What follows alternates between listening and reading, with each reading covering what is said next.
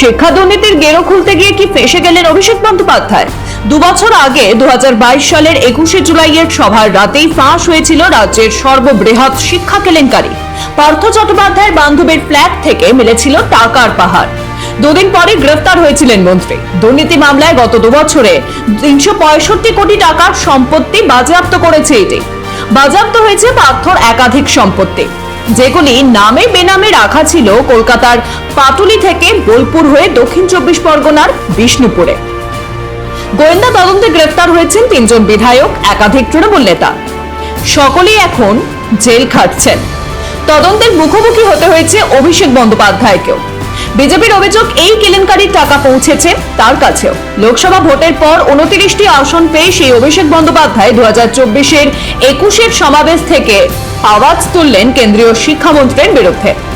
Net কেলেঙ্কারির জন্য ধর্মেন্দ্র প্রধানের গ্রেফতারির দাবি তুললেন তিনি। এখানেই প্রশ্ন উঠছে, 2 কেলেঙ্কারির চরিত্র কি এক ধরনের? নেট কেলেঙ্কারি কি কোনো সরকারি ভবনের নির্দিষ্ট ঘরে বসে করানো হয়েছে? এ ধরনের কোনো অভিযোগ কেউ করেনি, কোনো তথ্যও সামনে আসেনি, বরং জড়িতদের কয়েকজনের বিরুদ্ধে ব্যবস্থাও নেওয়া হয়েছে। এই পরিস্থিতিতেই অভিষেকের মন্তব্য নিয়ে পাল্টা আসরে নেমেছে বিজেপি। তারা বলছে, পশ্চিমবঙ্গে যে শিক্ষা দুর্নীতি হয়েছে তাতে সরকার জড়িত। বিকাশ ভবনের 8 তলায় 6 নম্বর ঘরে বসে এই কারসাজি করা হয়েছে। শুনুন এই বিতর্ক নিয়ে কি বলছেন অভিষেক এবং তাকে কি জবাব দিচ্ছেন সুকান্ত মজুমদার। যদি কেউ দোষ করে তার বিরুদ্ধে ব্যবস্থা হোক। আমরা কোনো দোষকে, কোনো অন্যায়কে প্রশ্রয় দিই না। কিন্তু এসএসসি কেলেঙ্কারি বা টেট, তথাকথিত এসএসসি বা টেট কেলেঙ্কারির নাম করে যদি পার্থ চ্যাটার্জির বাড়িতে রেড করে ইডি তাকে গ্রেপ্তার করে, তাহলে স্বাধীন ভারতবর্ষের সর্ববৃহৎ কেলেঙ্কারি নিট কেলেঙ্কারি, সেই নিট কেলেঙ্কারিতে প্রশ্নপত্র ফাঁস হওয়ার কারণে ইডি কেন ধর্মেন্দ্র প্রধানের বাড়িতে রেড করে তাকে অ্যারেস্ট করবে না? কেন এই রাজনৈতিক পক্ষপাত, দুষ্ট আচরণ? দেখুন, নির্বাচিত জনপ্রতিনিধি হলেই আপনার চুরি করার অধিকার জন্মায় না। মাননীয় মুখ্যমন্ত্রী আইনের ছাত্রী বলে আমরা শুনেছিলাম।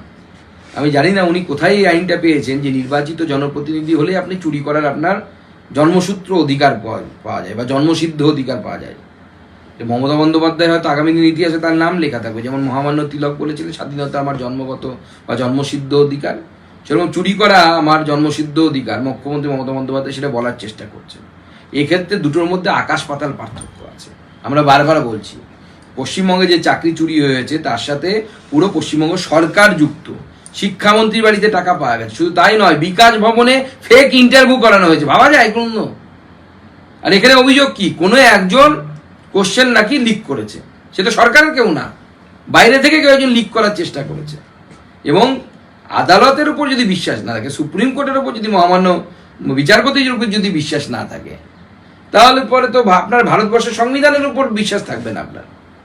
তা আপনার যদি সুপ্রিম কোর্টের উপর বিশ্বাস না থাকে, হাইকোর্টের উপর বিশ্বাস না থাকে, এখন তো সুপ্রিম কোর্টের প্রধান বিচারপতিকে কোন দিন মমতা বন্দ্যোপাধ্যায় হয়তো বলবেন বিজেপির বিচারপতি। রাজ্যের শিক্ষা কেলেঙ্কারির সঙ্গে নিট কেলেঙ্কারিকে এক সারিতে রাখার চেষ্টা করায় বিস্ময় প্রকাশ করেছেন শিক্ষাবিদ তথা বিজেপির বিধায়ক অশোক লাহিড়ী। তার মতে দুটোকে এক করে দেখা মোটেই ঠিক নয়।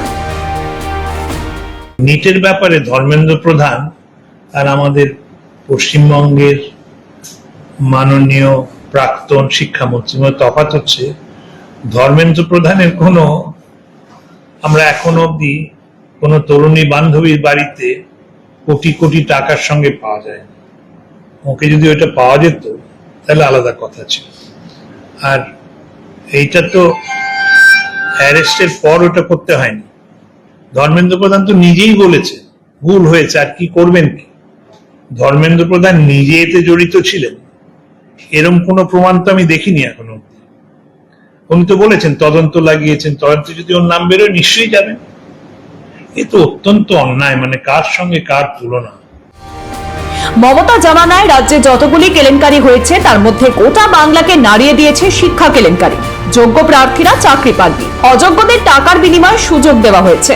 যার জন্য রাস্তায় বসে আজও হাপিত্তেশ করছে বাংলার যুব সমাজ। এই কেলেঙ্কারির জ্বালা ভালোই টের পাচ্ছেন অভিষেক বন্দ্যোপাধ্যায়। তাই কি নিট কেলেঙ্কারি সামনে আসার কেন্দ্রের বিরুদ্ধে সুর চড়িয়েছেন তিনি? কিন্তু এই দাবি করতে গিয়ে নতুন করে ফাঁসবেন না তো তৃণমূল নেতা? কিছুদিনের মধ্যে যখন সামনে আসবে বিকাশ ভবনের 8 তলার 6 নম্বর ঘরে কি হয়েছিল, তখন কি করবেন অভিষেক বন্দ্যোপাধ্যায়?